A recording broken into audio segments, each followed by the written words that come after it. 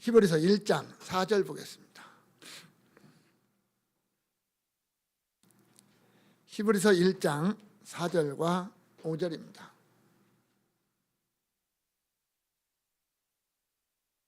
됐으셨으면 다 같이 한 목소리 읽겠습니다. 그가 천사보다 훨씬 뛰어남은 그들보다 더욱 아름다운 이름을 기업으로 얻으심이니 하나님께서 어느 때 천사 중 누구에게 너는 내 아들이라 오늘 내가 너를 낳았다 하셨으며 또 다시 나는 그에게 아버지가 되고 그는 내게 아들이 되리라 하셨느냐. 아멘. 히브리서 기자가 히브리서를 기록하면서 예수 그리스도의 어떤 위대함을 이제 고백하기 시작을 합니다. 1절과 2절, 3절까지는 어떤 계시의 종결자, 완성자이신 그리스도를 드러내시면서 구약의 그 많은 하나님의 말씀을 선포했던 선지자들보다 더 뛰어나신 분이었다라고 하는 것을 이제 그렇게 설명을 했습니다. 구약의 선지자들 참 어떻게 보면 위대한 사람들입니다. 왜냐하면 남들이 알지 못하는 하나님의 뜻을 그들은 알았거든요. 하나님이 가르쳐 주셨어요. 그것을 가슴에 품고 사람들에게 하나님의 뜻이 이러하다라고 선포하는 그 선지자들의 어떤 마음, 그들의 어떤 강한 자부심, 이런 것들은 말로 다 할 수가 없기 때문입니다.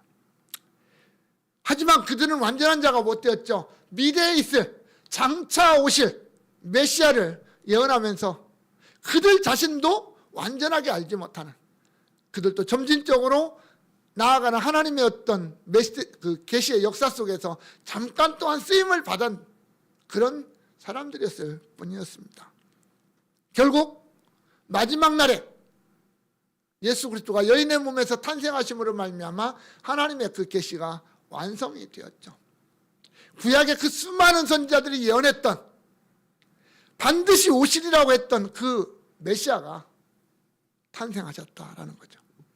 그분은 오심과 사심과 죽으심과 부활과 승천, 이 모든 것을 통해서 하나님의 말씀을, 하나님의 뜻을 완전하게 성취하셨고 또한 드러내시는 그러한 분이셨다라는 겁니다. 그래서 선지자들과 비교할 수가 없다라는 겁니다. 또한 그분 자신이 하나님의 아들이기에 선지자들하고는 비교할 수가 없었습니다. 그분의 사역은 너무나도 놀라운 것이었죠.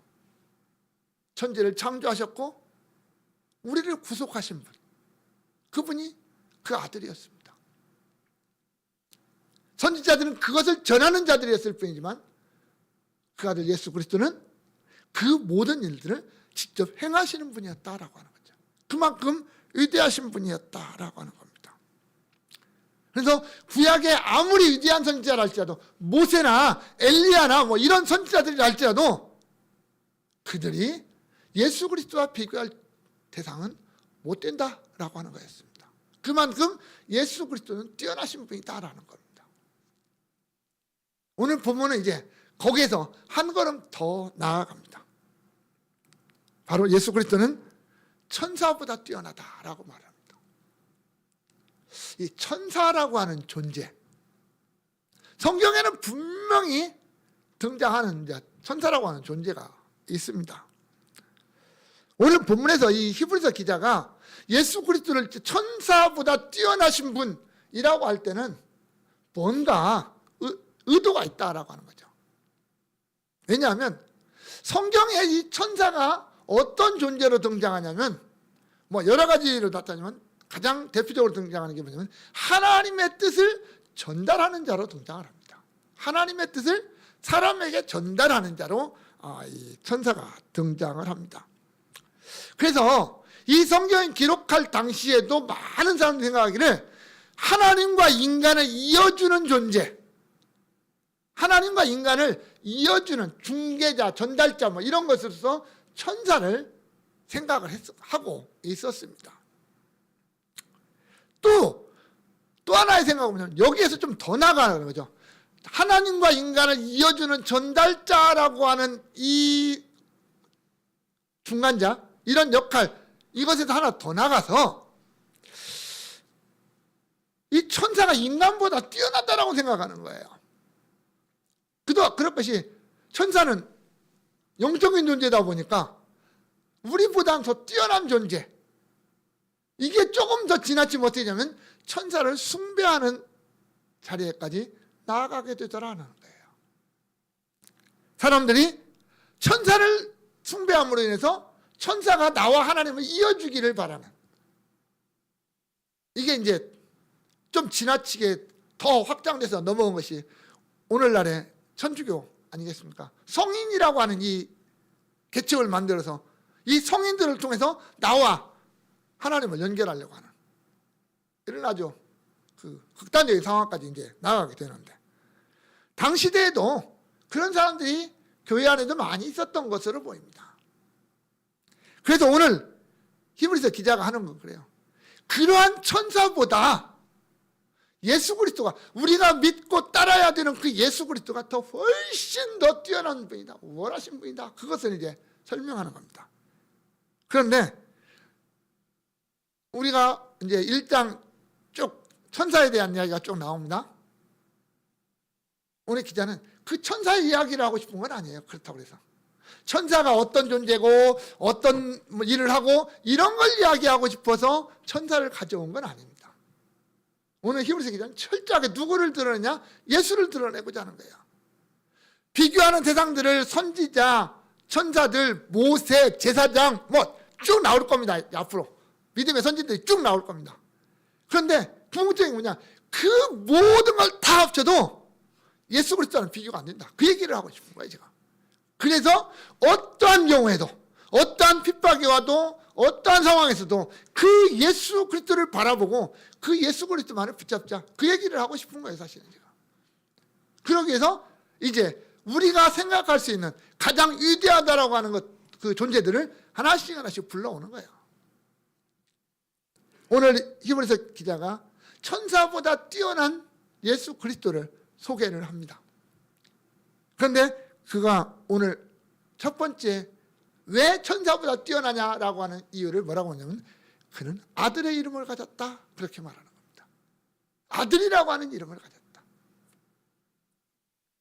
4절에 보면 그가 천사보다 훨씬 뛰어남은 그들보다 더욱 아름다운 이름을 기업으로 얻으셨다, 이렇게 말씀합니다. 천사 참 멋있어요. 우리가 그림으로 봐도 멋있잖아요. 여러분들 천사치고 못생긴 그림 봤습니까? 아주 천사 얼굴도 잘생기고 몸매도 기가 막히게 잘생기고 번쩍번쩍 빛나고 뒤에 뭐가 달렸어요? 날개까지 달렸어요. 그러니 얼마나 멋있습니까? 동경의 대상이죠. 그런데 그 천사도 아무리 뛰어나도 성경에 기록된 예수, 우리가 아는 예수, 비교가 안 되더라는 얘기예요.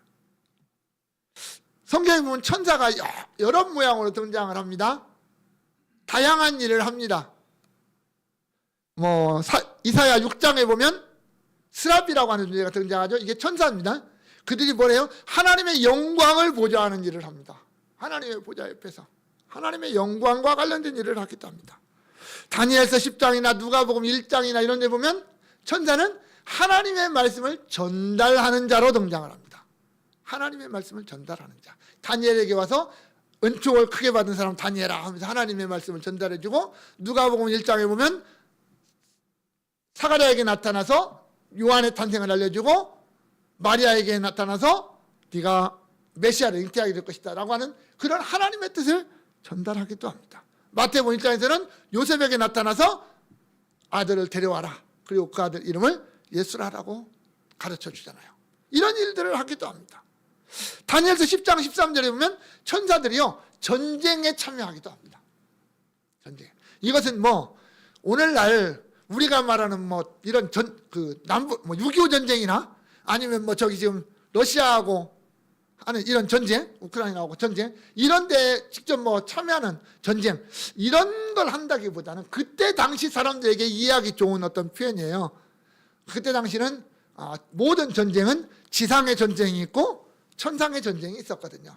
그래서 지상의 전쟁에 두 편이 있는 것처럼 천상에서도 이쪽 나라의 신과 저쪽 나라의 신이 싸우는 거예요. 그래서 천상의 신이 이기는 쪽이 지상에서도 이기는 거예요.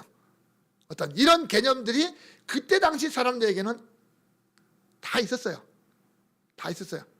그래서 만약에 유다하고 만약에 저 암몬하고 싸운다. 그러면 지상에서는 유다하고 암몬하고 백성들이 칼 갖고 싸워요. 그러면 저 천상에서 여호와 하나님하고 그들이 암몬 사람들이 섬기는 뭐 밀곰이나 이런 신하고 싸우는 거예요. 전쟁이 위에서도. 그래서 여호와가 이기면 유다가 이기는 것이고 여호와가 지면 유다가 지는 거예요. 전쟁이. 그런 어떤 개념들을 사람들이 가지고 있다 보니까 그 천군, 하늘의 싸움을 하는 군사, 이것을 천사들을 이렇게 이야기하기도 합니다.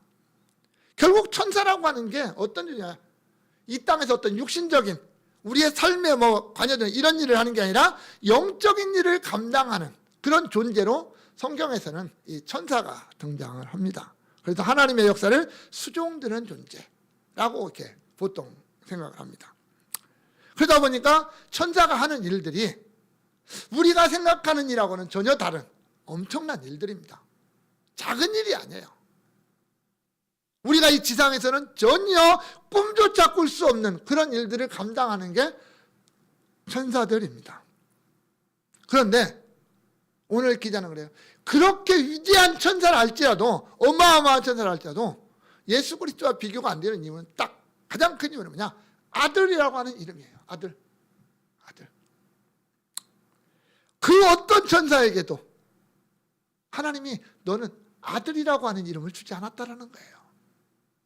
물론 천사들에게도 이름이 있어요. 어떤 우리가 잘 아는 대표적인 미가엘이라고 하는 천사가 있고 가브리엘이라고 하는 천사도 있어요. 미가엘은 뭐 대부분 성경에서 이제 뭐 싸움을 하는 사단의 대적과 싸울 때 나타나는 그 천사가 미가엘이고요.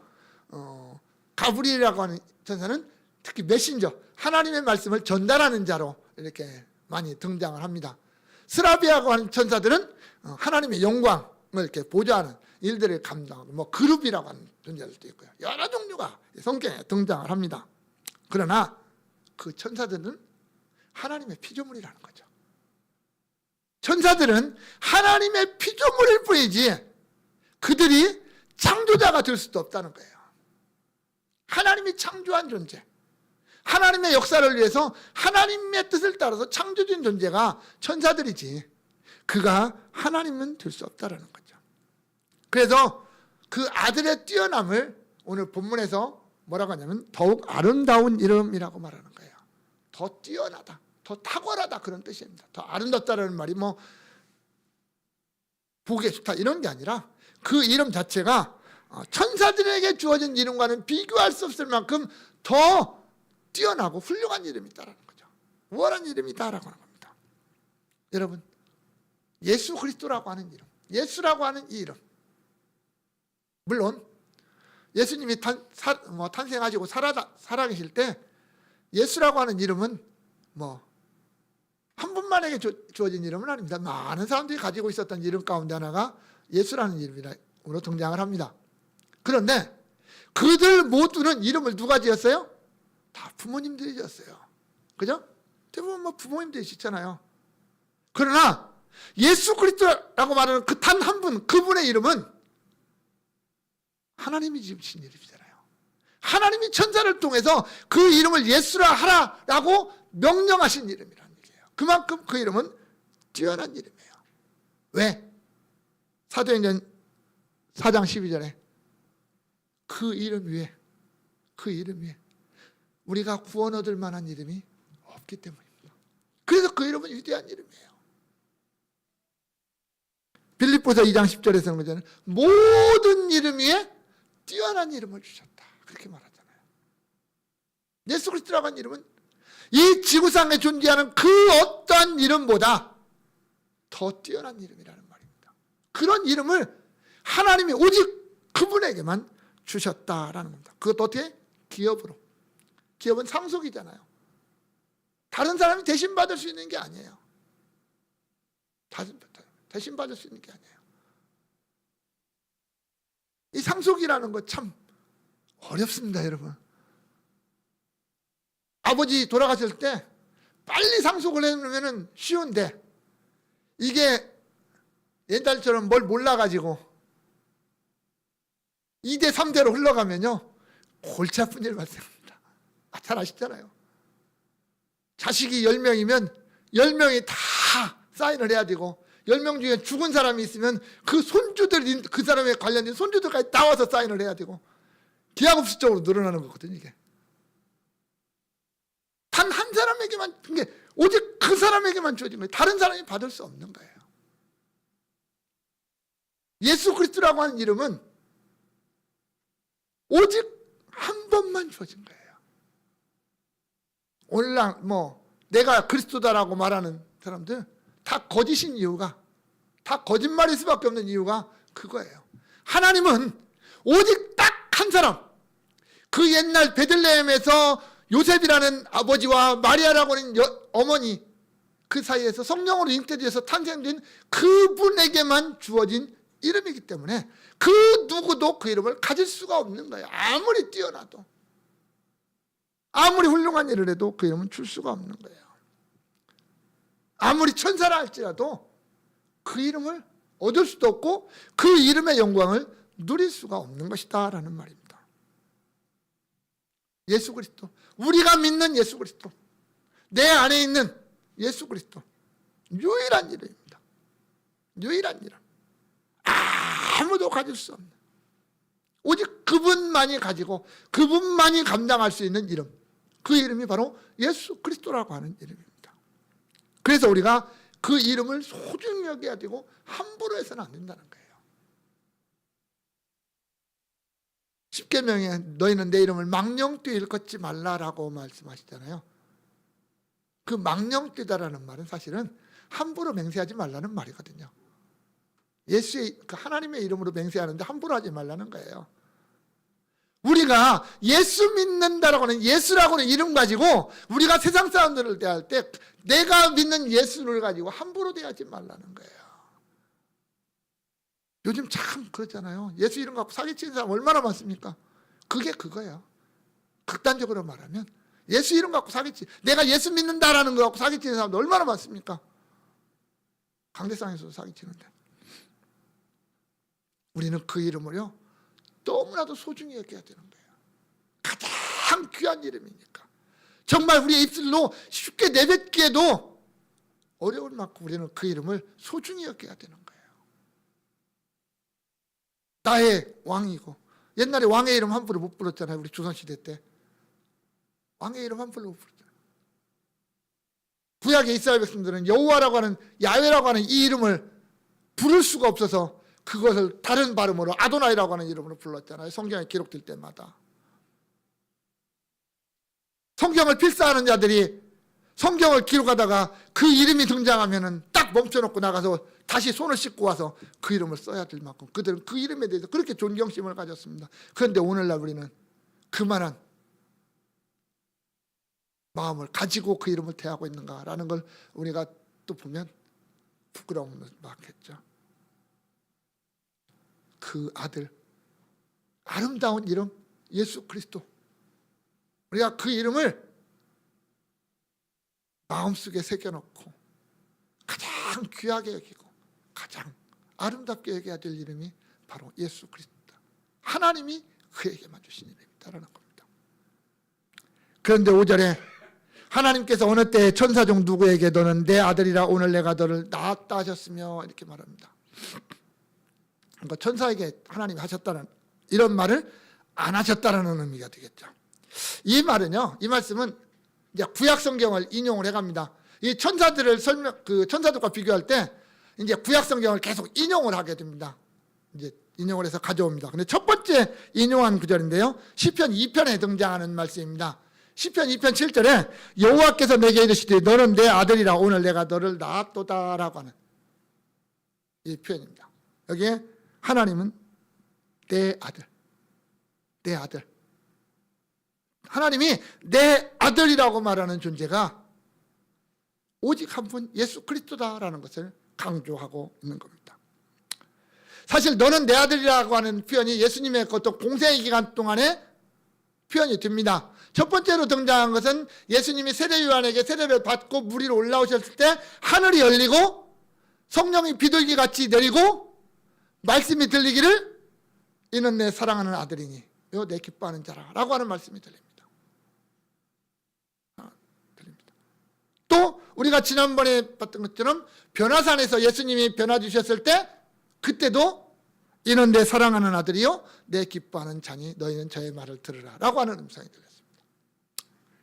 이것 가지고 영지주의자라고 하는 그 옛날 초대교회 이단들이 있었습니다. 성경에 등장하는 이단들입니다. 이들은 뭐 헬라 철학 이원론 가지고 영은 지극히 선한 것이고 육은 지극히 악한 것이다라고 하는 이런 것을 이렇게 나눠버리는 그런 이단들이 있었는데요. 이 영지주의자들은 예수 그리스도가 이 땅에 태어날 때는 메시아가 아니었다. 그냥 평범한 아기였다. 그런데 그가 예수님이 세례를 받고 올라오실 때 하늘에서 이 음성이 들림으로 말미암아 그가 하나님의 아들로 양자되었다. 이렇게 주장하는 자들이 있었습니다. 그러나 성경은 우리에게 그렇게 말하지 않습니다. 요한복음 1장 1절에 태초에 말씀이 계시니라 이 말씀이 하나님과 함께 계셨으니 이 말씀은 곧 하나님이시니라. 그렇게 말합니다. 그 말씀이 곧 예수 그리스도였거든요. 요한복음 17장 5절에서 예수님은 이렇게 말씀합니다. 아버지 앞에 아버지여 창세전에 내가 아버지와 함께 가졌던 영화로서 지금도 아버지와 함께 나를 영화롭게 하소서 이렇게 말합니다. 내가 창세전에 이미 아버지와 함께 있었다라고 말을 하는 거예요. 그 영광에 내가 창세전부터 있던 하나님이지 않습니까? 라고 고백하는 거겠죠. 골로새서 1장 15절에서 그는 보이지 아니하는 하나님의 형상이요 모든 피조물보다 먼저 나신 자다 이렇게 말합니다. 다시 말하면 예수 그리스도는 영원 전부터 하나님과 함께 계셨던 그리고 하나님과 함께 사역하셨던 하나님 자신이다 이렇게 고백하는 겁니다. 특히 오늘이라는 말이 등장한다. 오늘 우리는 오늘과 내일과 모레 어제 이렇게 살아갑니다. 인간의 세계 속에서는 세 가지의 시간 개념이 있죠. 지나간 과거, 지금 있는 현재, 그리고 앞으로 다가올 미래. 그래요. 그런데 여러분 현재라는 게 정확하게 존재할까요? 현재는 없습니다. 왜냐하면 0점 해놓고 0을 지구를 12바퀴 돌리고 1을 붙여도 시간이 지나가면 과거예요. 그죠? 그리고 그 앞에는 미래입니다. 결국은 우리는 과거와 미래라고 하는 사이에서 살아가는데 이 현재는 그냥 지나가는 거예요. 계속. 그런데 우리의 시간은 그래요. 과거와 미래만 따라가버려요. 그런데 하나님의 시간은 거꾸로예요. 과거가 없고 미래가 없어요. 하나님은 하루가 천년 같고 천년이 하루 같다라고 말씀하시잖아요. 과거나 미래가 없는 거예요. 모든 게 현재예요. 어떻게 보면 창세로부터 예수님의 재림까지가 현재예요. 그게 다 오늘이에요. 그래서 여기 오늘이라는 말은 현재라는 말이거든요. 오늘이에요. 하나님은 그래서 시간의 제약을 받지 않아요. 하나님은 시간을 창조하신 분이지 하나님 자신이 시간 속에 얽매이지 않는 분이라는 말입니다. 우리는 시간에 얽매여요. 과거로 돌아갈 수 없고 미래를 먼저 갈 수가 없어요. 그러나 하나님은 과거나 미래 그걸 다 제약을 받지 않는 영원한 현재를 살아가시는 분이 우리 하나님이시거든요. 그래서 모든 날이 오늘이에요. 오늘. 그래서 오늘 내가 너를 낳았다. 내가 오늘 너를 낳았다 라는 것은 우리 인간의 개념 속에서 어떤 엄마가 아이를 낳는 이런 개념으로 설명하면 안 되는 거예요. 사실은 성경에서 예수님이 베들레헴에서 탄생할 때 하나님이 내가 너를 낳았다 이런 의미가 아니라는 말입니다. 이거 설명할 때가 목사가 제일 힘들어요. 사실은 기독교의 교리 가운데서 목사가 설명하기 가장 힘든 게 삼위일체 교리거든요. 성부, 성자, 성령 삼위 하나님이 한 분 하나님이시다. 이거 설명하려면요 아무리 칠판에다 써가면서 논리적으로 설명하려고 해도 안 돼요. 이거 조금만 잘못 설명하면 엉뚱한 데로 가는 게 이 삼위일체 교리입니다. 그래서 우리는 삼위일체 교리를 뭐라고 하냐면 신비라고 말해요. 천국 가면 완전하게 이해되는 그런 내용이 삼위일체 교리예요. 그런데 우리 장로교 신앙고백서에 보면 창로교에서 신앙고백서 2장 3절에 보면 예수 그리스도에 관련된 이제 고백이 등장하는데 거기에 뭐라고 말하냐면 성자께서는 성부로부터 영원토록 태어나셨다 이렇게 기록을 해놨어요. 보통 사람들 이해하기 참 쉽지 않아요. 그래서 인간의 나았다라고 하는 이 개념이 어떤 우리가 정확한 논리로 이렇게 설명하기가 어려워서 쓰는 표현이지 그게 어떤 정확한 의미를 설명하는 그런 개념은 사실은 아니다라는 걸 해야죠. 그래서 뭐 신학적인 전문 용어로 따지면은 뭐 영원 발생 이렇게 말하는데 성자 하나님은 성부 하나님으로부터 영원토록 나셨고 성령 하나님은 성부 하나님과 성자 하나님으로부터 영원토록 나셨다 이렇게 글로는 표현을 하는데 참 쉬운 설명은 아닙니다. 그러나 분명한 것은 그 성자 예수는 성부 하나님으로부터 영원토록 발생하셨다, 나셨다. 우리는 그렇게 말하는 겁니다. 그런 어떤 특별한 위치를 가지고 있다는 거예요. 왜? 천사들은 하나님의 창조의 작품이지만 예수 그리스도는 하나님으로부터 나신 아들이라는 것, 이 위치를 가지셨다라는 겁니다. 이런 성부 하나님과 성자 하나님이라고 하는 이 관계, 성부와 성자라고 하는 이 관계는 유일한 거예요. 유일한 거예요. 그 누구도 그걸 가질 수가 없어요. 그래서 우리가 그분을 예배하는 거예요. 우리가 예배할 때 우리는 성부 하나님께만 예배하는 게 아니라 성부와 성자와 성령 하나님 전체를 예배하는 거거든요. 우리가 예배는 그분들께 예배하는 거예요. 왜? 그분들이 하나님이시기 때문에. 하나님과의 그 삼위 하나님만의 어떤 특별한 관계가 있기 때문에 거기에 누구도 개입할 수가 없기 때문에 아무리 위대한 천사라 할지라도 거기에는 개입을 하지 못하거든요.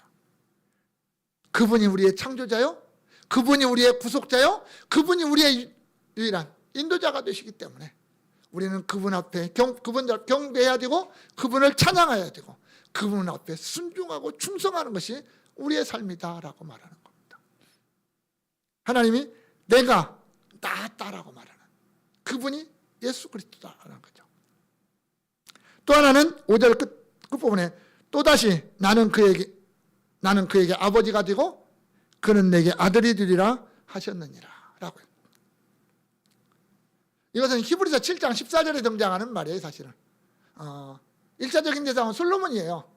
하나님이 다윗에게 내가 너에게 장차 너를 이어갈 왕위를 주겠는데 나는 그에게 아버지가 되고 그는 내게 아들이 돼서 내가 뭐 가르치고 잘못하면 채찍으로 때리고 고쳐서라도 그를 뭐 위대한 왕으로 다윗 왕권을 이어가는 자로 삼겠다라고 하는 하나님의 약속입니다. 그런데 여기에 등장하는 솔로몬은 그냥 솔로몬으로 끝나버리는 게 아니라 장차 오실 메시아 예수 그리스도를 예표하는 왕으로 등장을 합니다.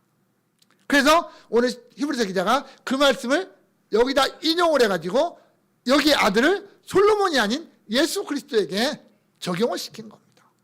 여기서 신정왕국 이스라엘의 왕으로 기름 부은 솔로몬, 하나님 영원한 나라의 왕으로, 영원한 왕으로 존재하시는 예수 그리스도, 그것을 이제 연결을 시킨 거죠.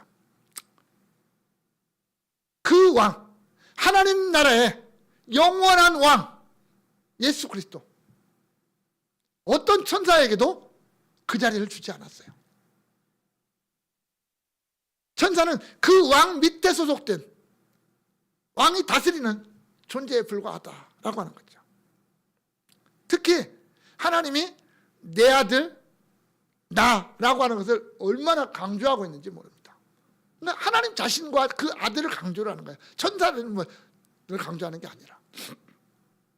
그랬잖아요. 히브리서나 헬라어는 동사 속에 주어가 있다고 그랬어요. 주어가 있어요. 그럼에도 불구하고 또 나라고 하는 표현과 그라고 하는 표현을 거기다 기록을 할 때는 어마어마한 강조의 표현인 거예요. 강조.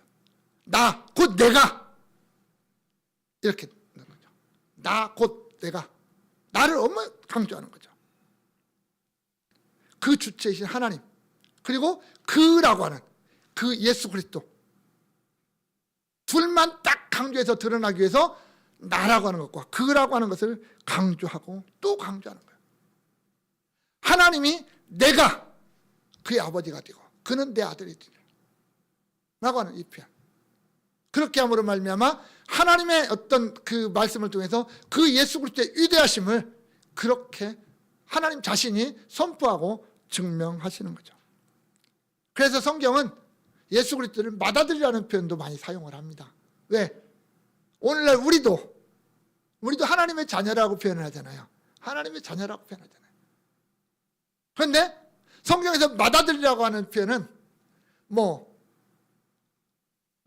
제일 먼저 태어난 아들을 맏아들, 이런 의미도 있지만 그것보다는 특별한 아들, 뭔가 다르죠. 다른 아들과는 비교하기가 다른 아들, 그런 아들을 가리킬 때 맏아들이라는 표현을 써요. 그래서 골로새서 1장 15절에서도 먼저 나신 아들이라는 표현을 쓰거든요. 먼저 나신 이라는. 결국 예수 그리스도의 어떤 탄생 자체가 우리의 인간의 어떤 탄생과는 전혀 차원이 다른 이야기라는 것을 그렇게 설명합니다. 그래서 어떤 우리의 이해력으로 논리로 설명하는 것보다는 우리의 믿음으로 그것을 고백하기를 바라는 표현이 그런 표현들이죠.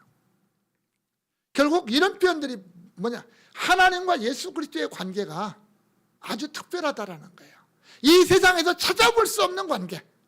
우리가 상상 속에서 천사들이라고 하는 이 존재들을 바라보면서도 상상할 수 없는 그런 관계가 성부 하나님과 성자 예수 그리스도의 관계더라라는 거예요. 이런 관계. 이것은 유일한 관계라는 말입니다. 그 둘은 분명히 따로 존재해요. 그죠? 성부 하나님, 성자 하나님 따로 존재하면서도 우리는 그분들을 가리켜서 한 분 하나님이라고 고백을 해요. 한 분 하나님이라고 고백해요. 이것이 우리 기독교가 가지고 있는 가장 신비한 교리 가운데 하나인 삼위일체교리인 거예요. 삼위일체교리. 우리의 이해로, 우리의 논리로 설명할 수 없는. 그러나 성경은 우리에게 분명히 그렇게 말씀하고 있는 그런 교리. 그게 성부 하나님과 성자 하나님과의 관계였다라고 하는 거죠. 그래서 우리는 그것을 그대로 믿고 그대로 고백하는 거잖아요. 우리가 사도신경 할 때 첫 번째는 성부 하나님에 대한 고백이요, 두 번째는 성자 예수 그리스도에 대한 고백이요, 마지막은 성령 하나님에 대한 고백이거든요. 그런데 보면은 그런 어떤 관계, 여기에 집중하기보다는 그런 관계를 가지고 있는 예수 그리스도의 위대함을 우리에게 보여주고 있는 겁니다. 천사들? 아니다. 그들보다 훨씬 더, 비교할 수 없을 만큼 훨씬 더 탁월한 예수 그리스도, 그분을 우리가 믿고 살아가야 된다라고 하는 것을 설명을 하고 있습니다. 비록 영적인 존재 천사들, 우리보다 더 뛰어난 것처럼 보이지만 그들이 아무리 뛰어나도 우리가 예배해야 할 대상, 우리가 섬겨야 될 대상은 아니다. 우리는 천사들이나 우리가 똑같이 그 예수 그리스도라는 그 이름 앞에 무릎을 꿇어야 되고 그 예수 그리스도라는 이름만 섬겨야 된다라고 하는 것을 강조하고 있는 겁니다. 왜? 그분이 우리 하나님이고 그분이 나의 구속자니까, 그분이 나를 위해서 십자가에서 죽으셨으니까 그분만을 따라가야 된다. 그렇게 말씀하고 있는 겁니다. 사랑하는 성도 여러분, 예수 그리스도 누가 뭐래도 그분은 하나님의 아들입니다. 하나님의 아들. 하나님이 그 아들에게만 그리스도라고 하는 이름을 주셨어요. 그리스도, 메시아라고 하는 이름을 주셨어요. 그 위에 그 어떤 자에게도 아무리 뛰어난 일을 해도 그에게 그리스도라고 하는 이름을 주지는 않습니다. 아무리 천사라고 할지라도 그 이름을 주지 않아요. 그리고 그분을, 그 그리스도라고 하는 이름을 주신 그 아들을 우리의 대속자로 세상에 보내셨습니다. 하나님이 능히 천사를 보내서 뭔가 하실 수도 있겠지만 하나님은 그렇게 하지 않으시고 그 아들을 보내셔서 우리를 대속하도록, 우리를 죄로부터 구속하도록 그렇게 하셨다라는 겁니다. 그래서 천사도 창조자가 될 수 없고 구속자가 될 수 없는데 그 아들을, 그 일을 감당하신 그 뛰어난 분이시다는 겁니다. 그래서 오늘 우리가 주변에 아무리 혼란스럽고 아무리 흔들리고 아무리 어려워도 우리의 시선이 예수를 바라보고 예수로부터 흔들리지 않아야 될 이유가 거기에 있더라는 거죠. 우리는 오직 예수만 바라봐야 됩니다. 그분이 나의 전부가 되어야 되고요, 그분이 나의 영원한 왕이요 목자이심을 고백하며 살아야 됩니다. 그것이 우리가 성도답게 살아갈 수 있는 길이기 때문입니다. 여러분, 세상이 어지럽다고요? 예, 맞습니다. 예수님 오실 때가 가까우면 가까울수록 더 어지러우면 어지러웠지 더 평안해지지는 않을 겁니다. 힘들다고요? 예수 믿으면 절대로 평안한 거 아닙니다. 예수 믿으면 십자가의 길이고요, 고통의 길이고요, 아픔의 길이고 죽음의 길입니다. 우리가 앞으로 겪어야 될 더 환난은, 예수 믿으면서 다 겪어야 될 일은 더 어려운 게 많습니다. 그럴지라도 우리는 예수를 바라보고 그 예수를 버리지 말아야 될 이유가 너무나도 분명합니다. 그 예수만이 하나님의 아들, 그 예수만이 나의 창조자요, 나의 구속자요, 나의 영원한 왕이시기 때문입니다. 원하기는 우리 모두가 그 예수를 바라보고 그 예수로 만족하고 그 예수를 믿는 그 믿음 하나로 내 앞에 다가오는 그 모든 세상의 도전을 승리하는 그런 성도들 될 수 있기를 주님의 이름으로 축원합니다. 다 같이 한 목소리로 기도하겠습니다. 말씀을 생각하면서 정말 그 예수를 나에게 주심에 대해서 감사하고, 내가 그 예수를 믿을 수 있음에 감사하고, 그 예수를 따라갈 수 있음에 대해서 감사하며, 내가 이 세상에 맞서서 그 믿음으로 승리할 수 있는 그런 승리자가 되게 해달라고 다 같이 동성으로 기도합니다. 살아계신 아버지 하나님, 감사합니다. 오늘 우리에게 그 예수라고 하는 이름을 주심을 감사합니다. 나의 창조자요, 나의 구속자요, 나의 영원한 왕이신 그 예수라고 하는 이름이 내 안에 있음을 감사합니다. 그 예수를 바라보게 하시고 그 예수를 믿게 하시고 고백하게 하시고 따라가게 하시니 감사합니다. 우리의 이 땅에서 살아가는 발걸음이 그 늘 예수와 함께 가는 발걸음이 되게 하시고, 예수와 함께 승리하는 발걸음이 되게 하시고, 그 예수를 드러내는 발걸음이 되게 하시고, 예수의 영광을 온 땅에 나타내는 우리의 발걸음이 되게 하여 주옵소서. 세상이 어렵고 힘들다 할지라도 우리의 믿음이 흔들리지 않게 하시고, 우리의 시선이 흔들리지 않게 하시고, 끝까지 승리하고 또 승리하는 자들이 되도록 주의 성령으로 우리를 붙잡아 주시고 인도하여 주옵소서. 하나님, 내 안에 있는 이름 그 예수 가장 소중하게 여기고, 그 예수라고 하는 이름 때문에 자부심을 가지고 용기를 가지고 세상에 대하여 날마다 승리하는 자들 되게 하옵소서. 예수님의 이름으로 기도합니다. 아멘. 주 사랑이 나를 숨쉬게 해. 세상 그 어떤 어려움 속에도 주 은혜로 나를 돌보시며 세상 끝날까지 지켜주시네. 주 사랑이 나를 이끄시네. 주 사랑이 나를 이끄시네. 내가 갈 수 없는 그곳으로 주의 사랑 나를 붙드시며 세상 끝날까지 인도하시네. 주님만이 내 아픔 아시며 주님만이 내 맘으로 만지네. 어느 누구도 나를 향하시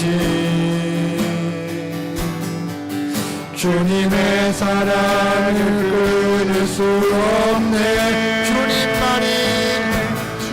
주님만이 내 능력이시며 주님만이 나의 구원이시네. 어느 누구도 나를 향하신 주님의 사랑을 끊을 수 없네.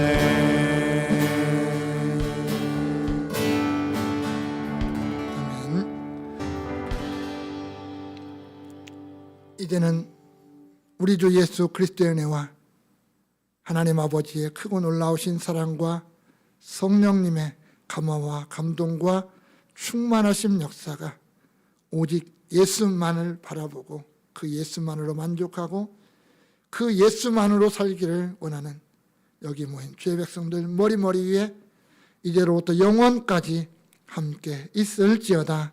아멘.